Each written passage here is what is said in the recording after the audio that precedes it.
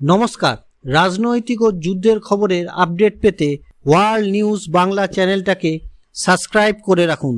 চাকরির সময় কোনোভাবেই কর্মচারী যদি অক্ষম হয়ে পড়েন তাহলে তার চাকরি কেড়ে নেওয়া নয়, বরং নিয়োগকর্তা বা সেই সংস্থার উচিত ওই কর্মীর জন্য বিকল্প কর্মস্থানের জায়গা তৈরি করে দেওয়া। শুক্রবার শ্রমিক অধিকারকে সুনিশ্চিত করে এমনই রায় দিল শীর্ষ আদালত।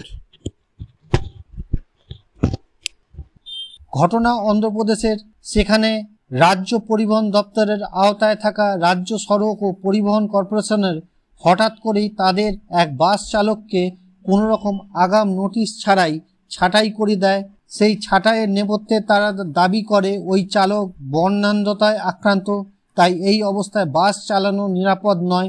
পরিস্থিতির শিকার হয়ে বিচারের দাবিতে কর্পোরেশনের বিরুদ্ধে হাইকোর্টে মামলা দায়ের করেন ওই বাস চালক, কিন্তু সেখানে তার বিরুদ্ধে রায় দেন বিচারপতিরা। মান্যতা পায় কর্পোরেশনের সিদ্ধান্ত।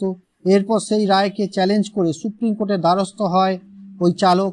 মামলা ওঠে বিচারপতি JK মহেশ্বরী ও অরবিন্দ কুমারের বেঞ্চে। শুক্রবার তা নিয়েই ছিল শুনানি। আদালতের পর্যবেক্ষণ, এটা ঠিক যে বর্ণান্ধতার মতো সমস্যার কারণে তার বাস চালানো নিরাপদ নয়, কিন্তু এমনটাও নয় যে তার শারীরিক সমস্যার কারণে তিনি অন্য কোনো পদে কাজ করতে পারবেন না।